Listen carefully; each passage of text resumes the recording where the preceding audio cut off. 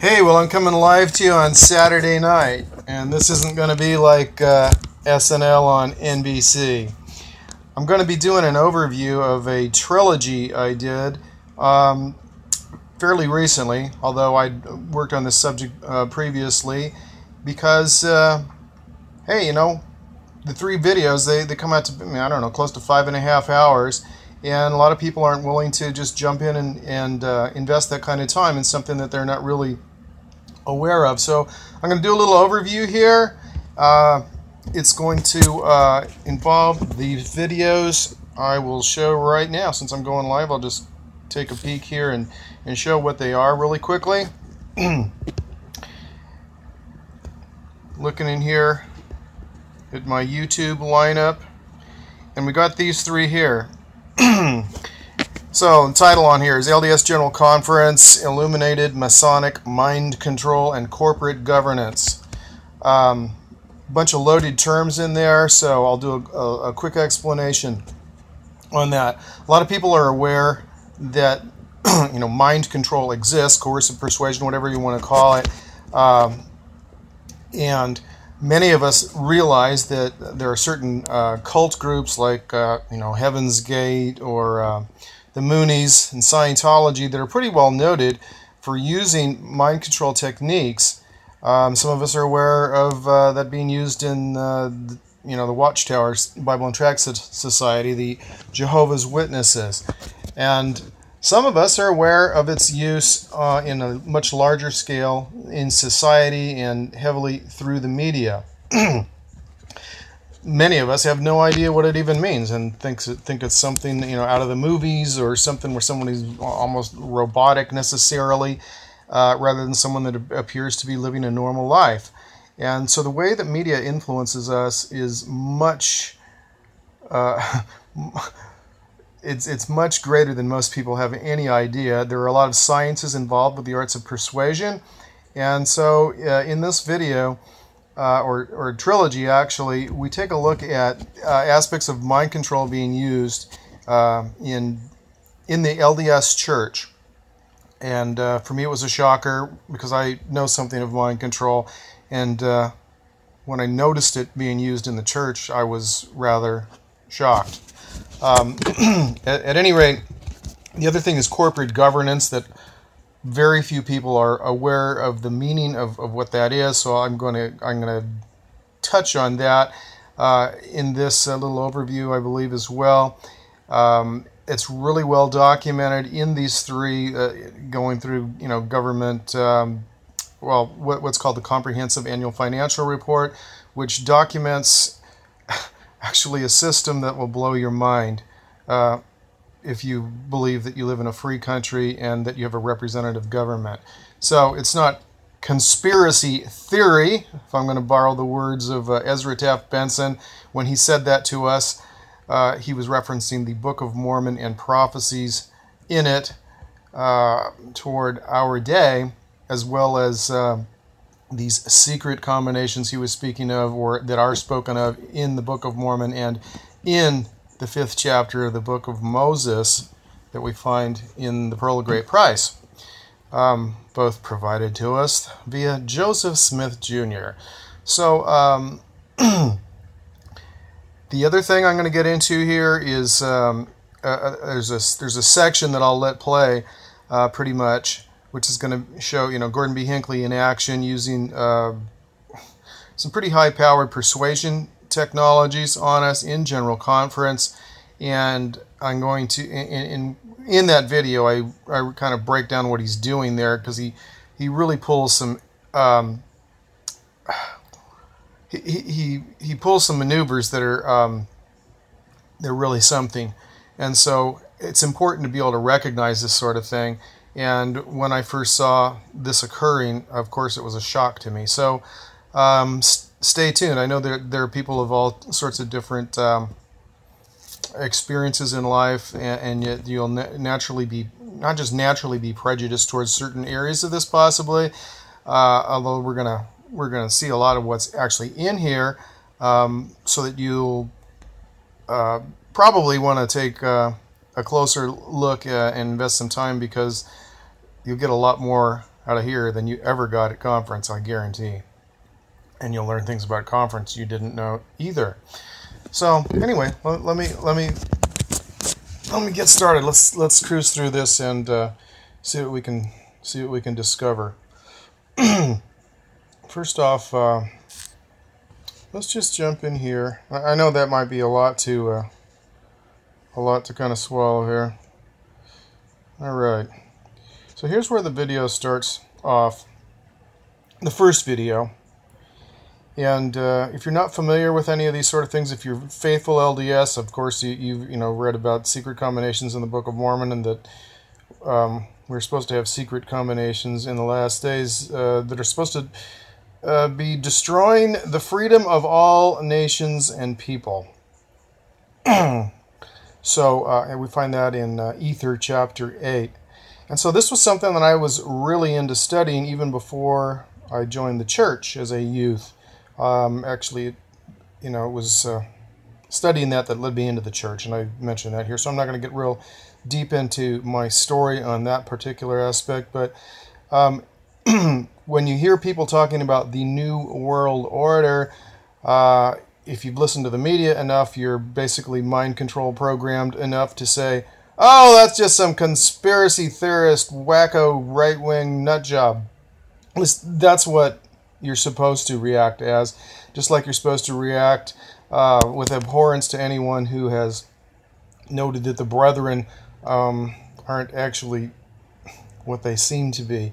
Then you're labeled as an anti-Mormon, an apostate, all sorts of, or even just a critic.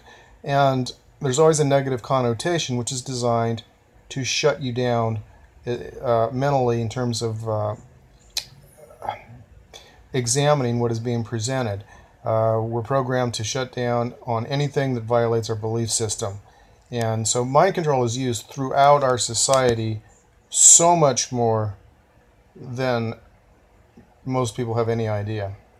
All right, so I'll also take a few moments and show these world leaders talking about the New World Order, and we'll have several U.S. presidents and so forth.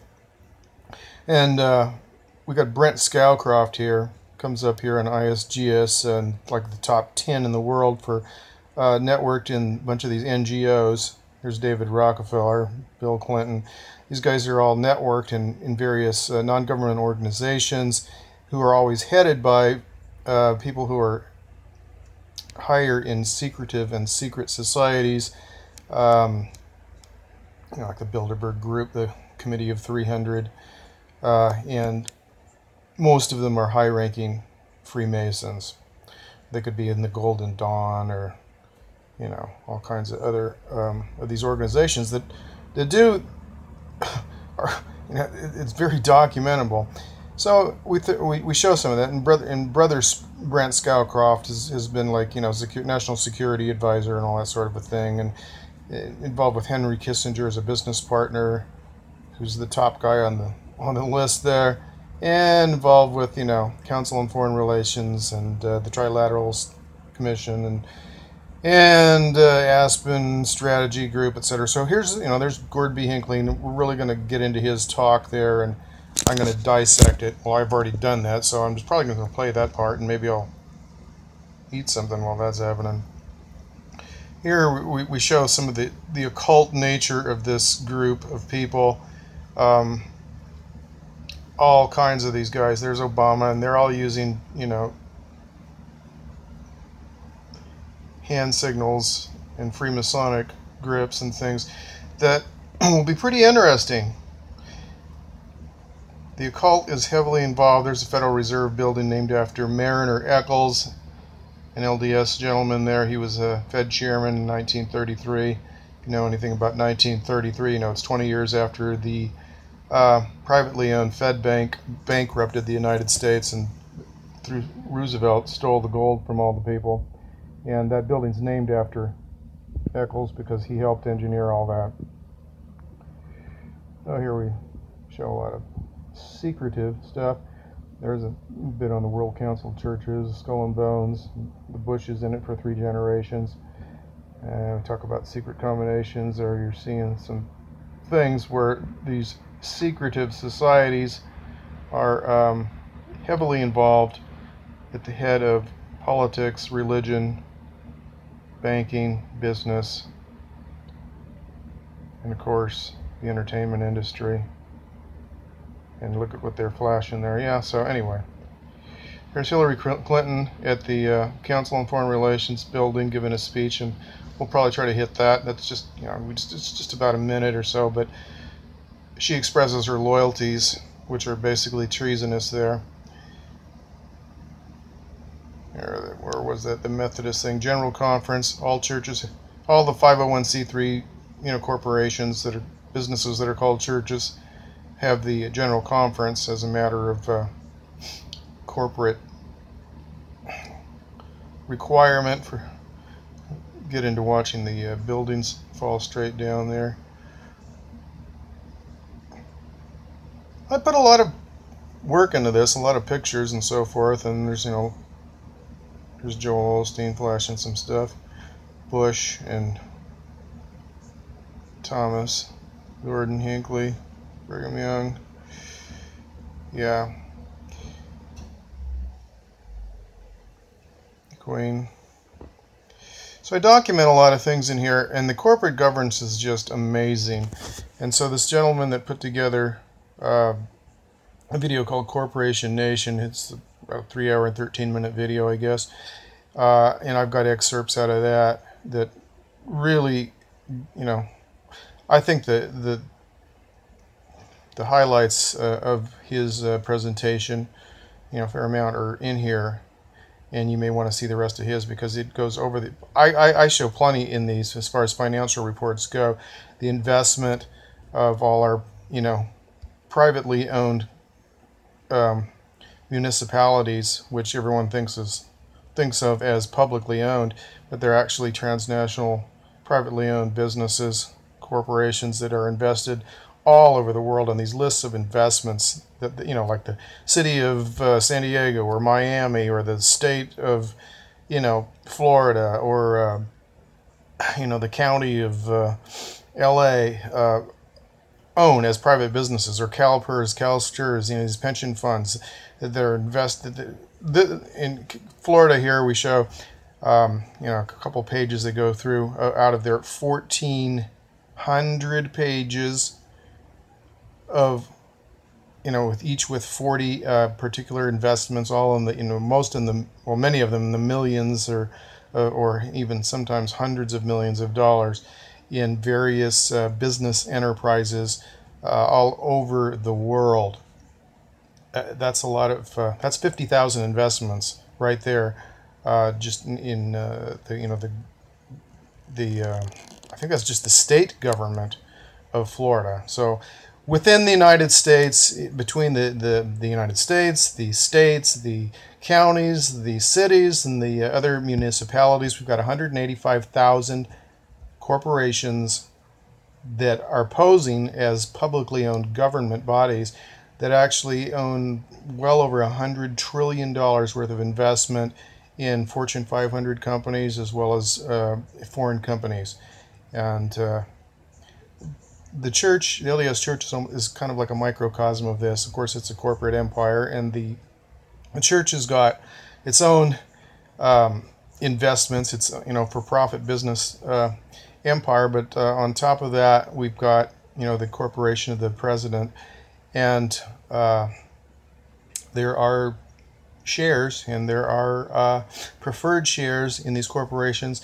And by the way, these shown here are only the publicly traded corporations, that all of these, which seem to operate as a united network as a voting block in through their stock ownership in determining corporate policy and electing boards of governors. So the amount of power that's wielded is just incredible.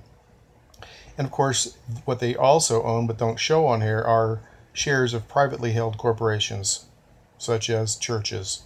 So we can't see who owns the Methodist, the Methodist Episcopal Church or the First Baptist Church or the Church of Jesus Christ of Latter-day Saints, or the Watchtower Bible and Tract Society, we the Seventh-day Adventists, whatever. We can't see who owns these various shares, and especially the preferred shares with much higher voting percentage, and determine corporate policy, which determines theology.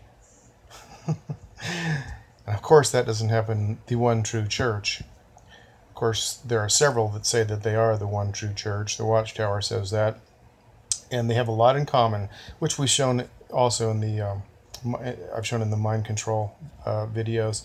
So this is going to show some coercive persuasion being utilized, but this aspect just shows absolute documentation in an area that most people would never see, and they wouldn't, even if they did find the right pages to look at in these enormous reports, people just don't look at these, and it's not very well known.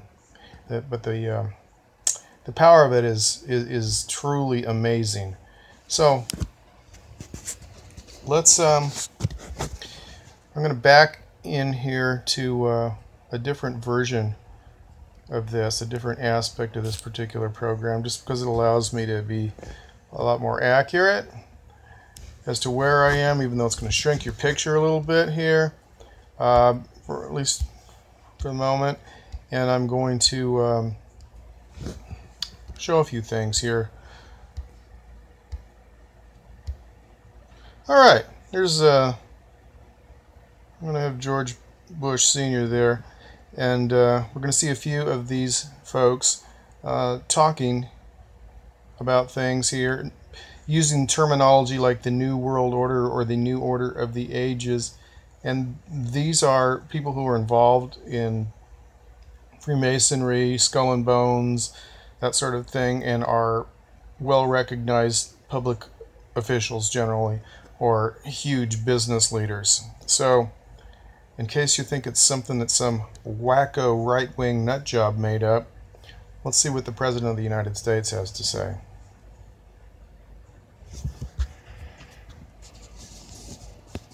See if I can get the volume on here.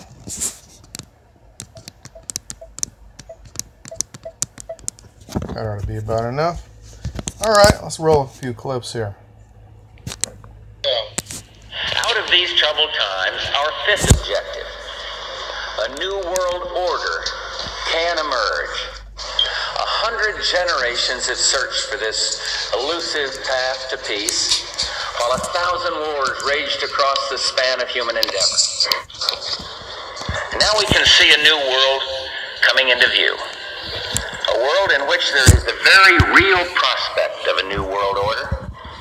A world where the United Nations is poised to fulfill the historic vision of its founders, global governance. Never before has a new world order had to be assembled from so many different perceptions. Good evening, everybody. President Obama and British Prime Minister Gordon today calling for a new world order to tackle our global economic crisis.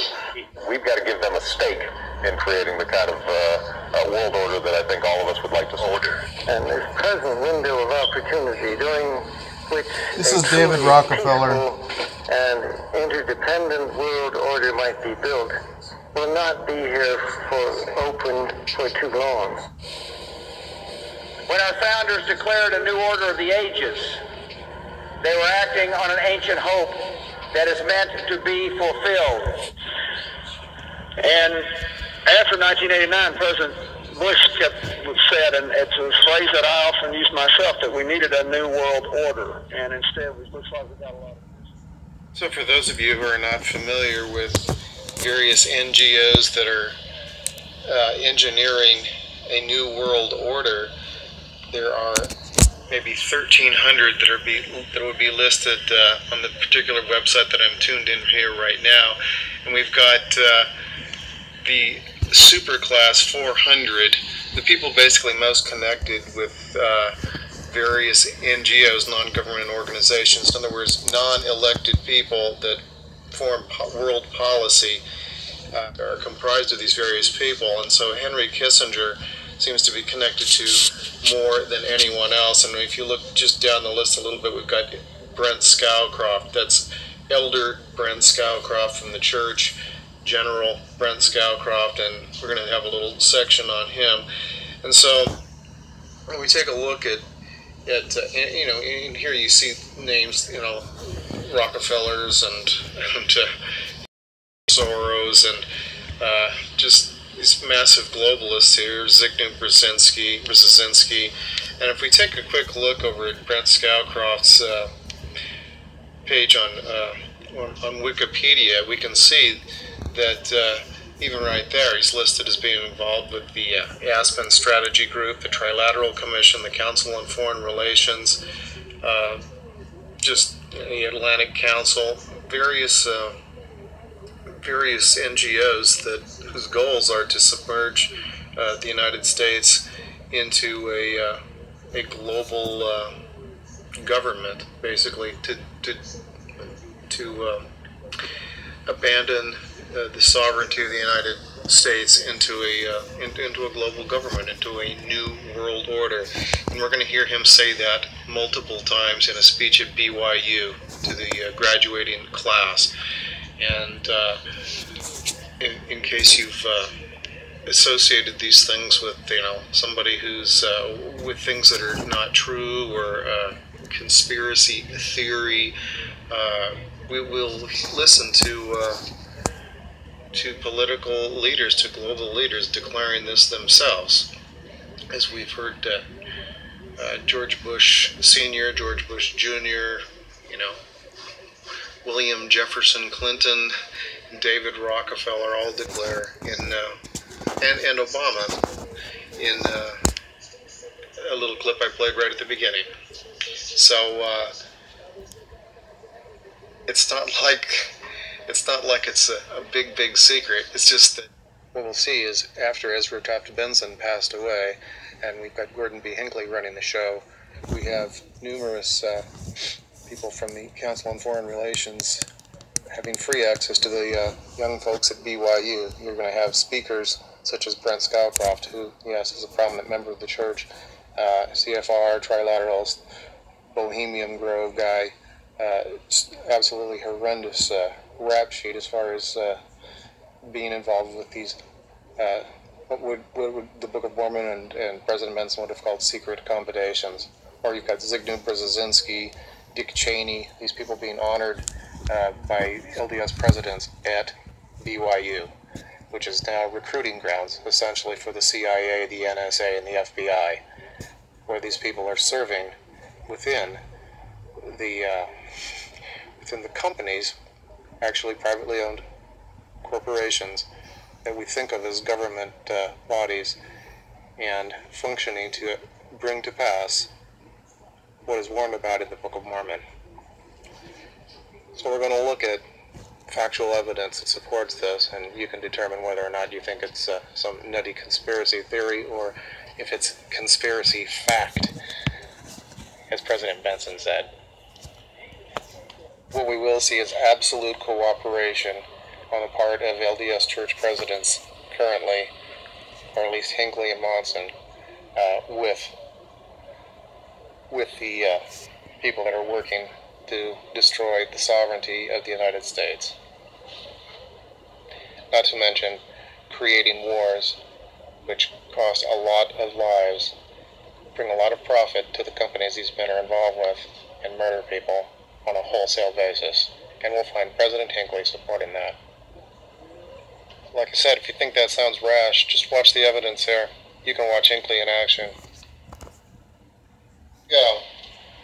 Here's Gordon B Hinckley. Oh my gosh, hopefully I didn't offend any TBMs out there thinking this guy is a holy man. Well, I'll tell you what. The Bible says prove all things. You're supposed to believe that the Bible is pretty much scripture, especially if it's an area that Joseph Smith didn't bother to correct in the JST, right? Prove all things, hold fast to that which is true. Okay? Well, truth should be able to stand in the light, shouldn't it? I mean, shouldn't it? Haven't we heard that kind of thing from J. Reuben Clark or Even Gordon B Hinckley said our history is an open book. But why do we see all these obfuscation techniques, all this NLP and hypnotic language and all these mind control techniques being used upon us in the church environment? Why do we see that? Why do we have the same problems that the Jehovah's Witnesses have? Maybe not on the same scale or as covertly in some aspects of the religion, but if ever... overtly is what I should have said there, so far as the J-dubs are concerned, with a lot of their coercive persuasion and or mind control. Alright, let's skip ahead here and take a peek what we got here with Tommy Monson and George Bush exchanging a grip that ought to be somewhat interesting here. Mass murder, incinerating people 10 times faster than Hitler ever thought of doing it, and doing it in the Middle East. Yep. So there he is, shaking hands with Dick Cheney, former, was he CEO, president of Halliburton? Timing was off there. Halliburton profited awfully well off of that war, didn't they? And it's still going. So we're looking at... Hey, what kind of a handshake is this? Bush and Monson. Tommy Monson and George Bush. Does that look a little bit familiar to some people? Well, there we go again. Should we get a close-up? My oh my, what's going on there?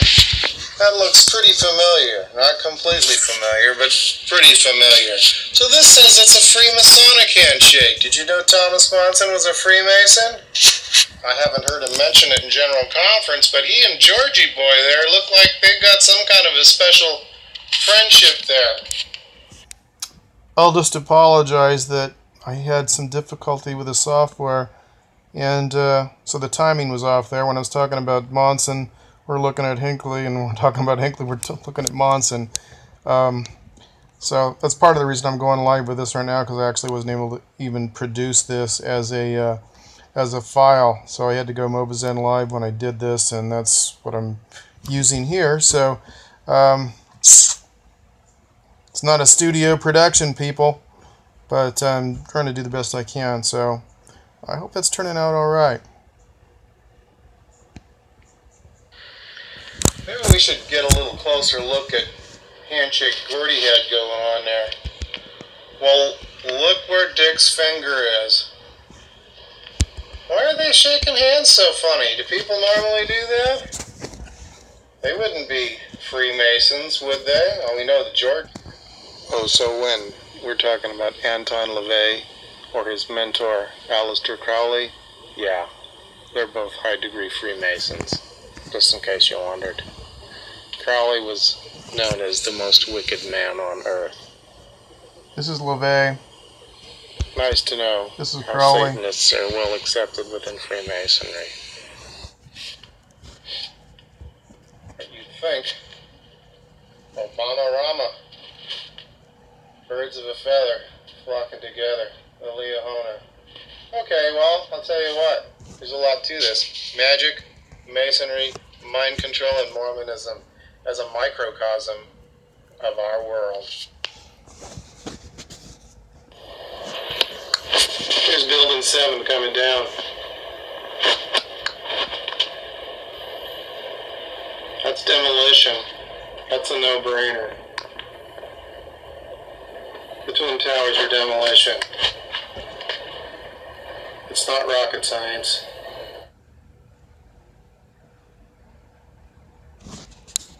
So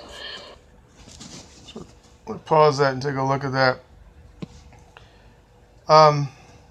Building 7, the Lehman Brothers building, was not so highly publicized by the government agencies. As we can see, it is coming down just the way the others did, demolition style. It was never hit by any airplanes. Never hit by any airplanes. And you see how it just comes down, it's free fall, imploding. And that's what happens when you blow out the steel support structures. It eliminates the resistance and it goes straight down. This is the way demolition works. Demolition charges were obviously in these buildings. meaning it was an inside job. The best speech Bush ever gave. He had a long time to prepare it. He was ready for once in his life to give a speech. When they caught him impromptu later and said, President Bush, what can you tell us about the World Trade Center? And he didn't have a teleprompter, and he said something like this: Well, it was wrong and it was illegal. And when I heard that, I said, and that's the President of the United States? Anyway, yeah, the whole thing's horrifying, but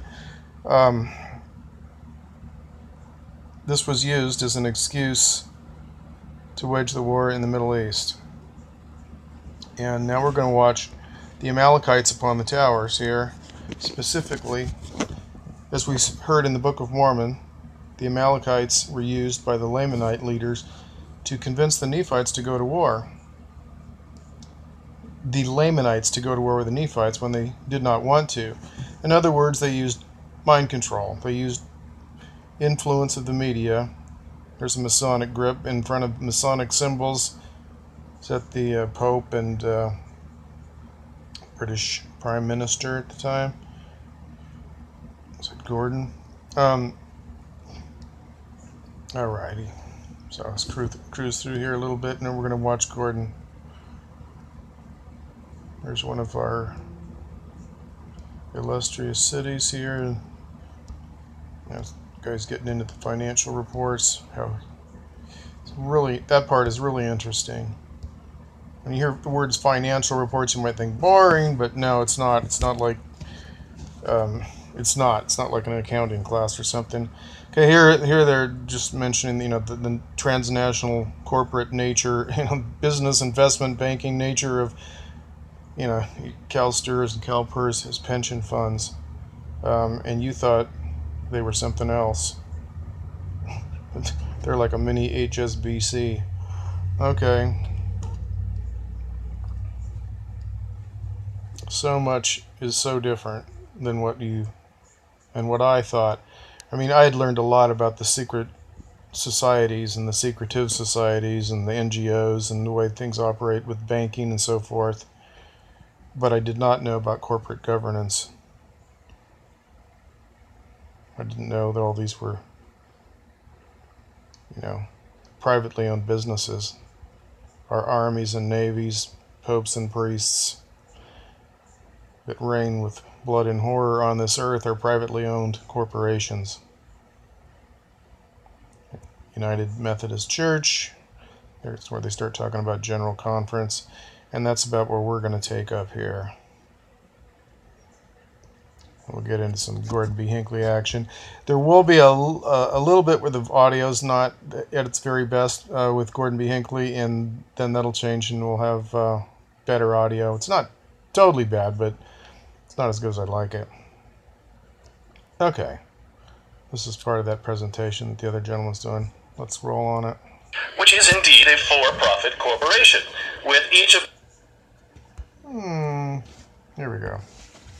investors for almost 20 years. There's that word again, collective. For instance, all individual Methodist churches pay the main corporate church, which is indeed a for-profit corporation, with each of their individual 501c3 houses of worship across the country and the world acting as their non-profit branches. This is why all denominations hold general conferences. They are nothing but giant corporate budget meetings. In this way, churches can be regulated by the state. Let's see what Gordon B Hinckley, the prophet of the Lord, has to say about war situations in his time. See. Those of us who are American citizens stand solemnly with the President of our nation. The terrible forces of evil must be confronted and held accountable for their actions.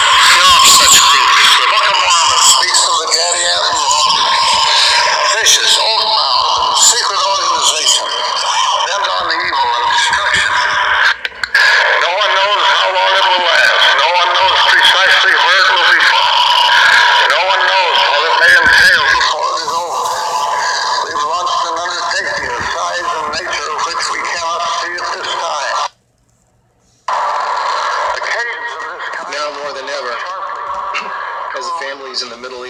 elsewhere brace against the bombs of the American war machine, God needs to be communicating with his prophets to cry out against these modern Gadiantons and proclaim peace to the world, freedom from this wickedness. But instead, ministers of all faiths promote war. They stand as Amalekites upon the towers. In the name of patriotism, liberty, and freedom, they support war efforts and call the people to obey their wicked leaders, as the Amalekites did to the Lamanites who attacked the innocent Nephites in the Book of Mormon. And even now, as the bombs are falling in the Middle East, we ask, where's the prophet of the Lord?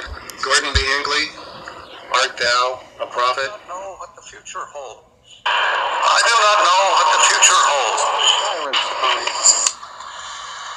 In the course of history, tyrants have arisen from time to time who have oppressed their own people and threatened the world. Such is judged to be the case presently. So, Gordon is starting off quickly here. First he goes in with the warm-up business there about patriotism and somebody not hesitating to serve their country after all that time and to be loyal and head into the Middle East because duty calls. And he starts talking about empires of repression who have victimized others, such as the Ottoman Empire and the British Empire, of which the United States is actually a part, despite what they may have taught you in school. So now he says tyrants have arisen who have repressed their own people. Oh no, the United States will come to the rescue. I suppose that Saddam Hussein is a lousy ruler like many others are, but somehow we're going to justify attacking them based on what? Somehow we're going to tie this into the planes hitting the towers in New York? Were there any Iraqis there? No. Anyone representing the Iraqi military or government? No. Saudi Arabians? That's what they say. Are we going to attack Saudi Arabia? I don't think so. They're like the 51st state. You gotta be kidding me. So, even though the buildings came down, demolition style, all three of them, when two got hit by planes that had no capability of instantaneously and simultaneously melting every steel support in the buildings, that they free fell straight down to the ground, exactly the way they do when the demolition charges are placed. Yeah, people actually thought the planes brought them down. Somebody did. I don't know who. Somebody did. Beyond any ability to comprehend scientifically, but people will believe just about anything on television these days. So here we go. Gordon's already creating some false associations here to excuse what he's going to introduce as A-OK with God. And consequently, great and terrifying forces with sophisticated and fearsome armaments have been engaged in battle. Many of our own church members have been involved in this conflict.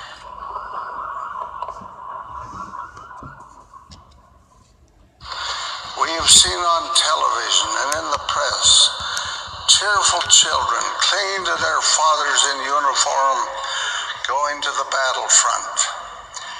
In a touching letter I received just this week, a mother wrote of her Marine son who's serving for the second time in a Middle Eastern war. She says that at the time of his first deployment, he came home on leave and asked me to go for a walk. He had his arm around me and he told me about going to war. He said, "Mom, I have to go so you and the family can be free to worship as you please.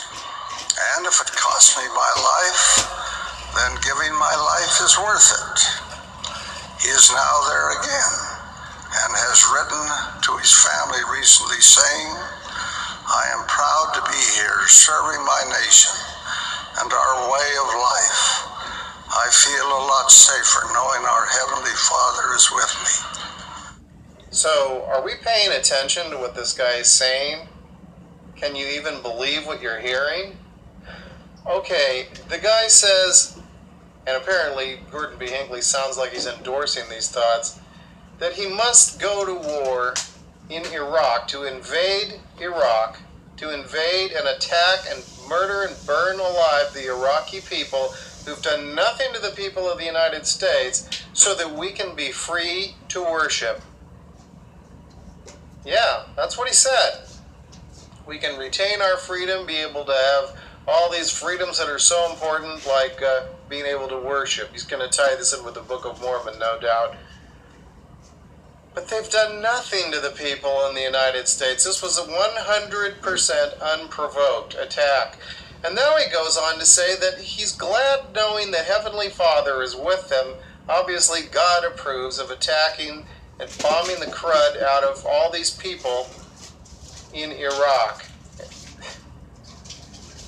I'll show some footage here, maybe from CNN, of the bombs falling in a city where human beings live. It's like bombing Salt Lake or San Diego, or think of another city, Provo.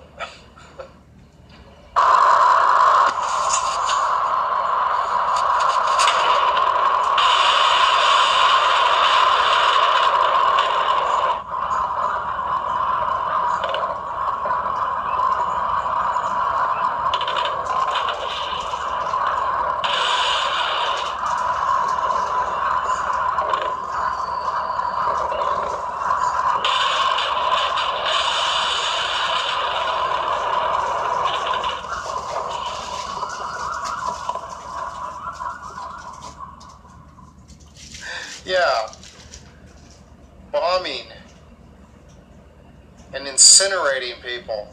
And what did they do? They did nothing. So how are we defending our freedom? Well, we're not. We're destabilizing the Middle East. And Gordon B. Hinckley is not a stupid man.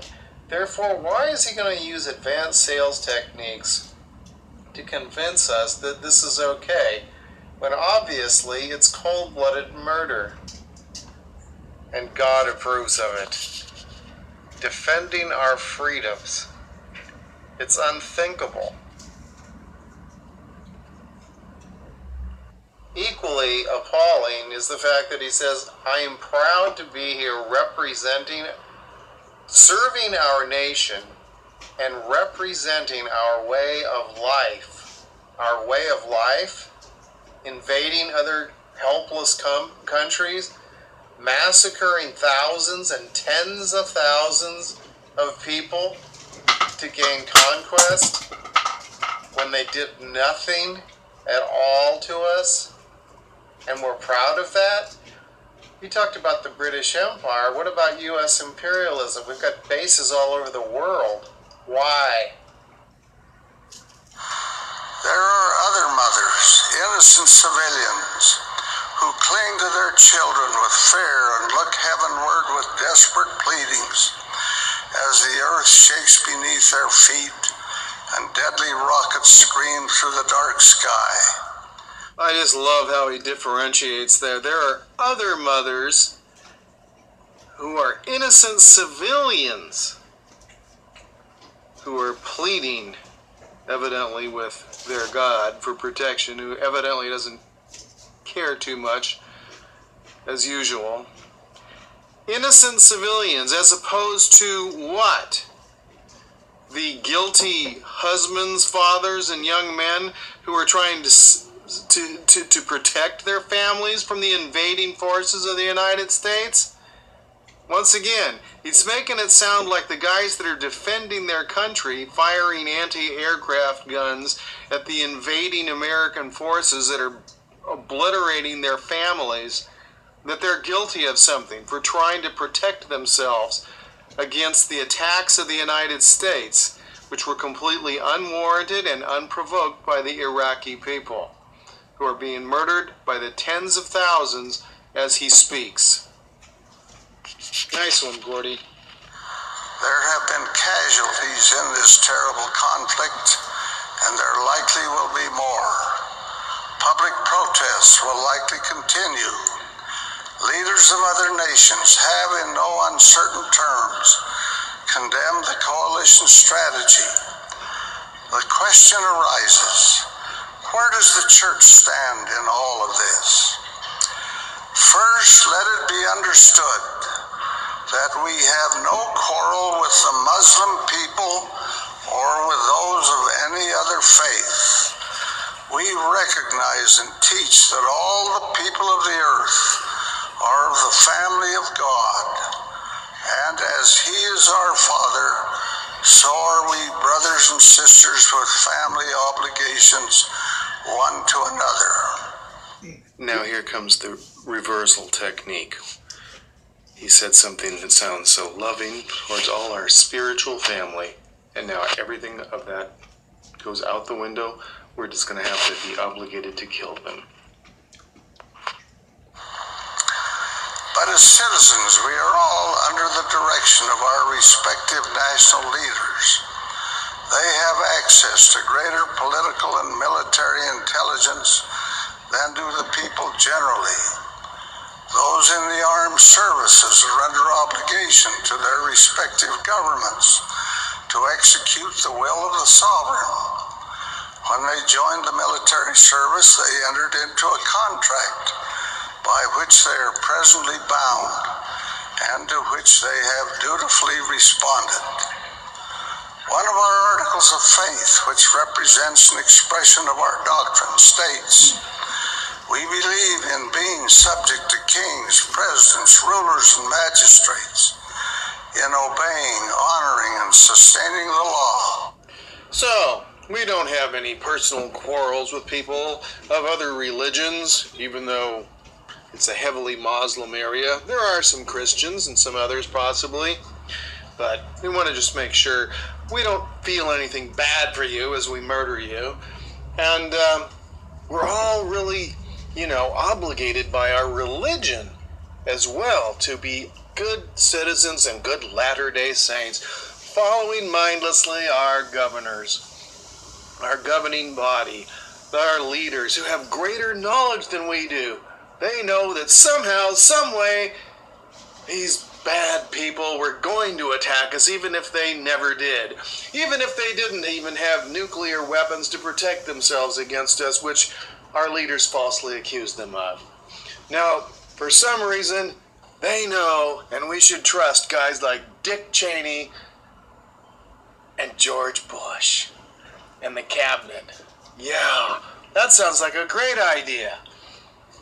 We'll just go ahead and murder these people, and I'm sure he'll tell us soon that God won't hold us responsible for doing our civic duty of going and murdering people for no reason at all, other than the fact that, they do have control of a lot of oil, and they threatened to introduce the Euro Petro, which could destabilize the United States' ability to control world energy markets. Ooh, and what else? Oh, is that a crime, by the way? Yeah, competition is a sin. John D. Rockefeller. There you go. And they don't have a bank that's part of the central banking system out of Zurich, Switzerland. Not part of the Rothschild and Company banks that are controlling Europe and controlling the United States and controlling large areas in Africa, and probably in Asia too. They're not part of the system, you mean? Could that be part of the problem? So that we can establish the world currency, bring all nations into subjugation, and be part of the world banking system? Nah, that's gotta be conspiracy theory. Well, you tell me, why did we invade? Why did we murder all those people, and why is Gordon B Hinckley justifying it? Because it is cold-blooded murder. But modern revelation states that we are to renounce war and proclaim peace. In a democracy, we can renounce war and proclaim peace. There is opportunity for dissent. Many have been speaking out and doing so emphatically. That is their privilege. That is their right, so long as they do so legally. Well, now we're going to get into why it's okay or not okay, that we have to really be careful about protesting, about being against mass murder. I mean, in a democracy, it's our right, right? First of all, in a democracy, you don't have rights. In a republic, you have rights. In democracy, whatever way that the wind blows is the way things go. This wasn't established as a democracy last I checked. And the only people that use that term, unless they're completely ignorant, are people that are promoting globalism. Well, Gordon, you're showing your colors once again. However, we all must also be mindful of another overriding responsibility, which, I may add, governs my personal feelings and dictates my personal loyalties in the present situation. When war raged between the Nephites and the Lamanites, the record states that the Nephites were inspired by a better cause, for they were not fighting for power, but they were fighting for their homes and their liberties, their wives and their children, and their all, yea, for their rights of worship and their church. And they were doing that which they felt was duty, which they owed to their God. The Lord counseled them, defend your families, even unto bloodshed. And Moroni rent his coat, and he took a piece thereon, and wrote upon it, in memory of our God, our religion and freedom, and our peace, our wives and our children. And he fastened it upon the end of a pole. And he fastened on his headplate, and his breastplate, and his shields, and girded on his armor about his loins. And he took the pole, which had on the end thereof his rent coat, and he called it the title of liberty. And he bowed himself to the earth. Now, aside from the topic itself, I want to point out the mind control techniques being used in this activity here. So, Mormons, of course, are conditioned to believe that the Book of Mormon, as it is called, is an actual record of real people who lived upon the American continents. And, of course, these people in the story have their prophets, their leaders. And these prophets and leaders, such as Captain Moroni, etc., which Gordy is referring to, are like unto him, great, valiant heroes in the story, representatives of God, who is supposed to be good, by the way, full of virtue and light and truth and goodness. And so all of these things, all of these characteristics of these imaginary, people from the story, which he's going to refer to as an actual record as if they really existed, are representing core values within Mormonism, which are connected to emotional, they're emotional triggers. They trigger our most loyal feelings connected to our desires to stay with our families, to love and bless each other, all those sort of things. So these things have been installed as values, core values, and made integral to our own emotional well-being, to those things that we actually value the most, which are our relationships with family. And so Gordon Hinckley knows exactly what he's doing. He's a master, manipulator through mind control technique. He realizes that he's going to link these feelings of loyalty and love to family and principles which we are taught to believe enable our family to stay together in time and in eternity in LDS theology. He's going to link that to to the real world here, as we call it, and what he's trying to get us to identify with and believe. And so he's going to actually take those feelings, which are most poignant to Mormons here, and attach those to the belief that we are actually defending our freedom in the current situation, where he's pulling this 180, wherein actually the Iraqi people are defending their families against evil invading forces that are wholesale, murdering and then plundering their country later, obviously, which happens to be the United States Armed Forces, a privately owned conglomerate of companies in the military-industrial complex, which we'll learn about more as we get into greater detail on corporate governance and how that actually works. So he's pulling a 180 here. And he prayed mightily unto his God for the blessings of liberty to rest upon his brethren. Wow. So now what he's going to do is go with the follow the prophet mode. He's taken advantage of the fact that so many Latter-day Saints think that this guy actually talks with and for the Hebrew God. And so he's really special. Let's just forget all about the whole Mark Hoffman thing, right? When he had no powers of discernment. Let's trust him, and let's trust George Bush and Dick Cheney. That sounds great. So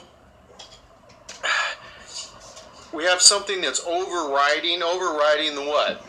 Morality for mass murder, invading and massacring people who have oil and who possibly their government may have threatened the ability of the United States to be the top dog in the energy industry and stand in the way of establishing a world currency for the New World Order. So what is he saying here now? Oh, he starts describing the Iraqi people, that they're trying to defend their families against evil invaders. But wait a minute.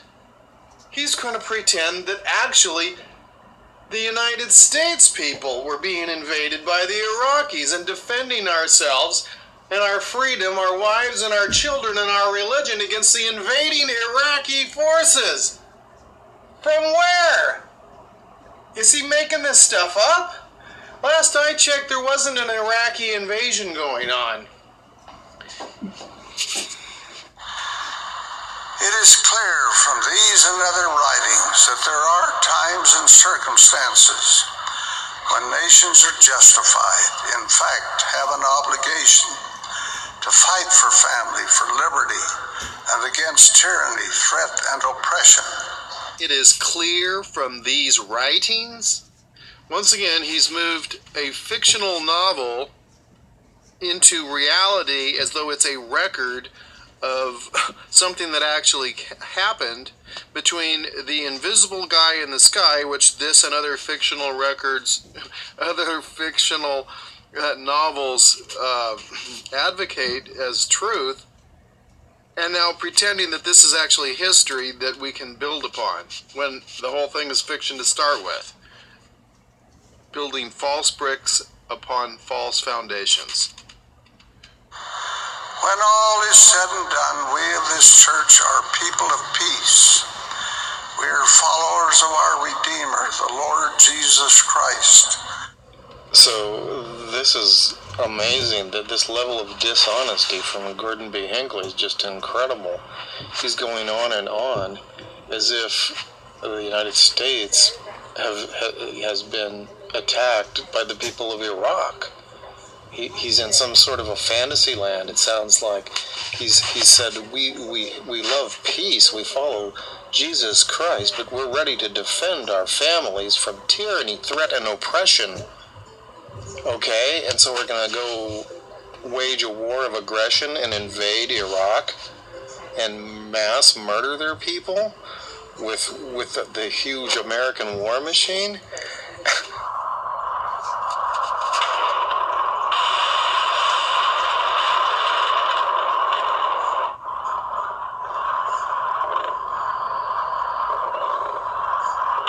Where is this guy getting this this tyranny, threat, and oppression.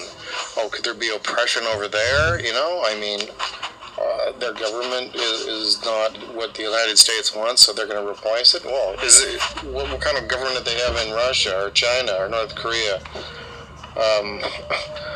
You know, is the United States going to invade every place? Cuba, that they don't like the government suddenly?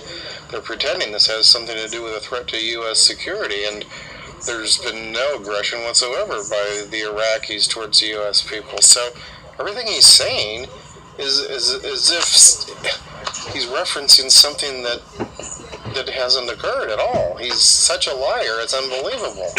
And he's justifying mass murder. This man is sick.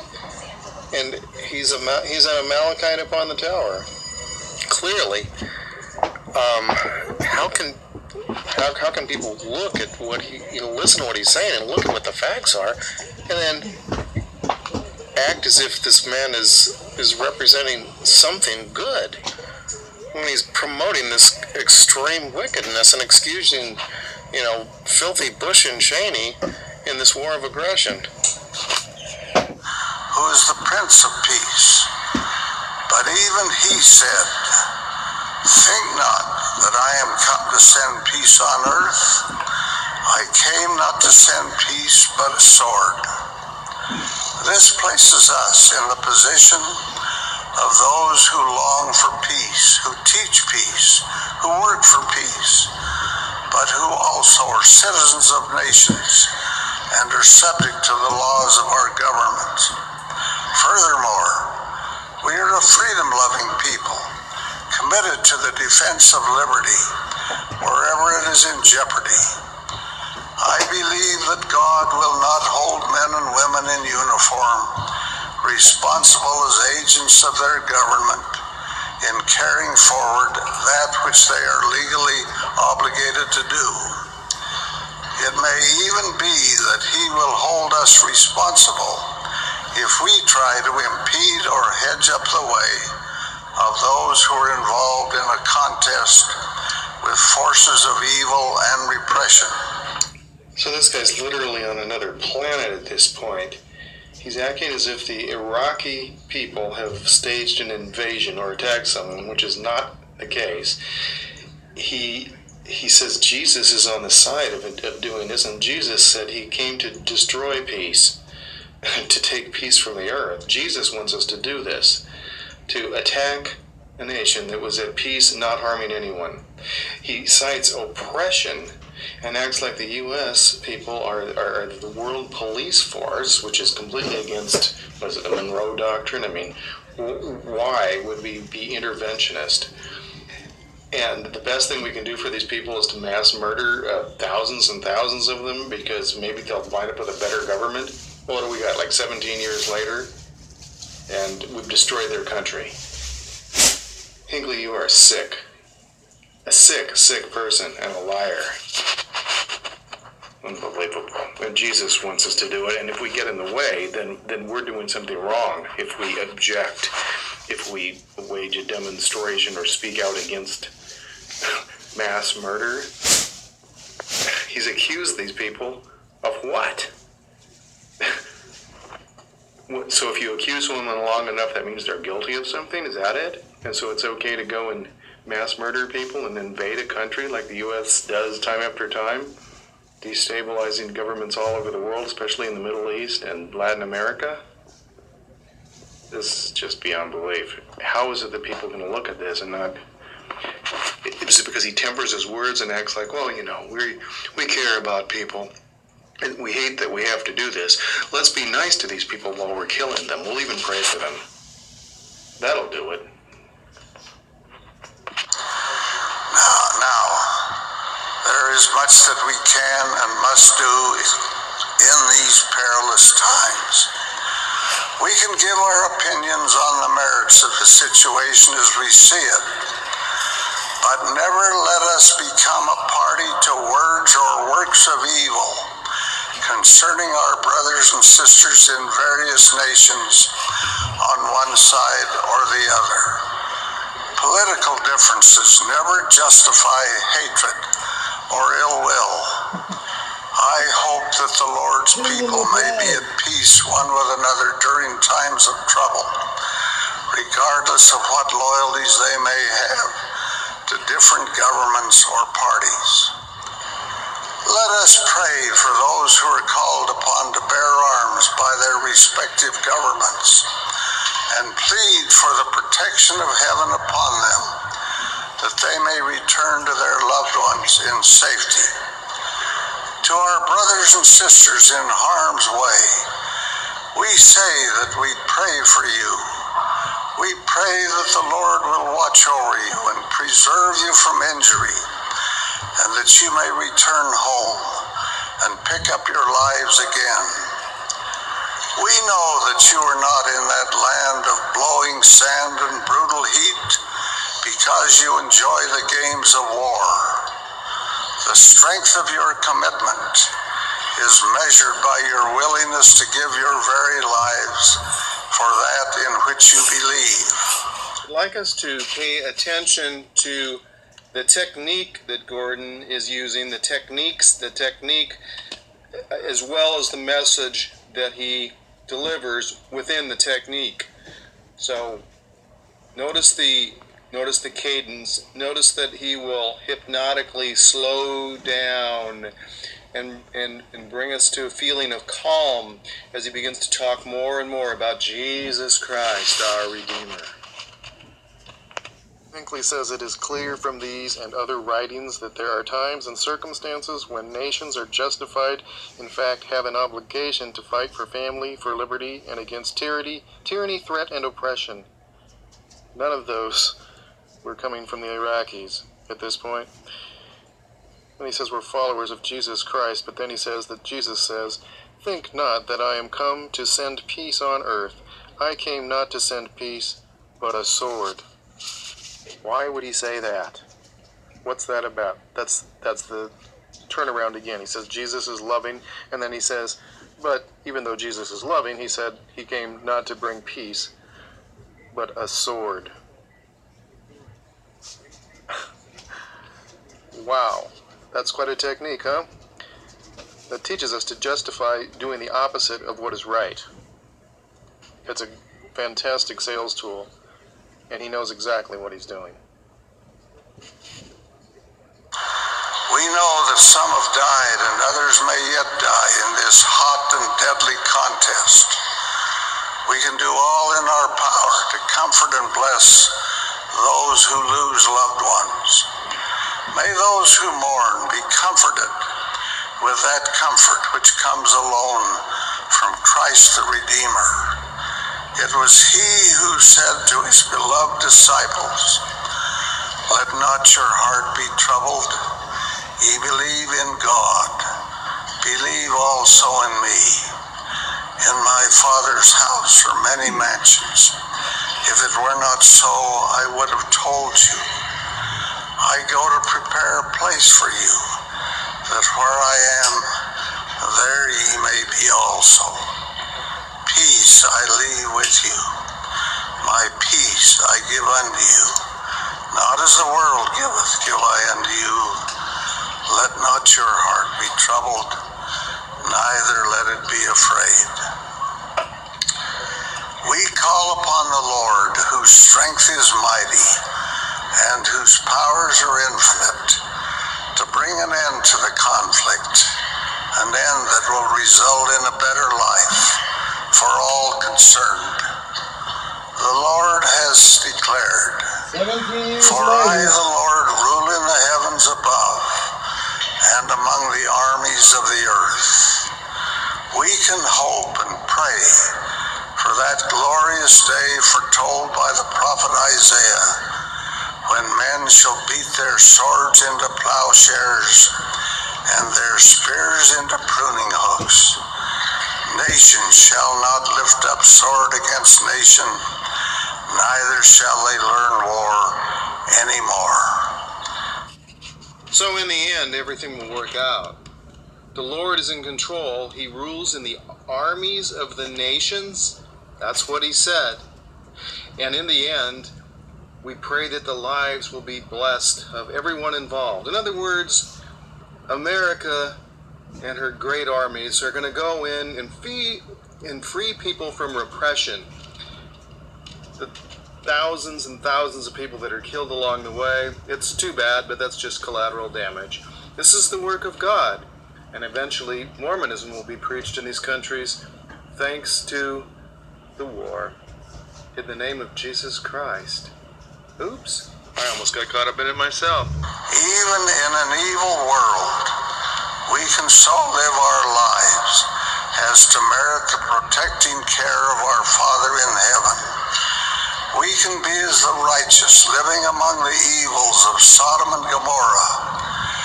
Abraham pleaded I'm that going to wrap these it up cities there. might be spared for the sake of the righteous. And That'll do it. Hope you enjoyed. Check it out. Oh, what a nice surprise. You're in the middle of it, huh? Thank you. I thought I was going to have to do it.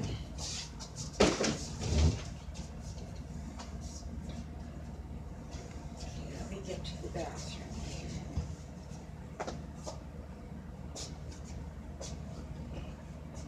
Did you have some supper?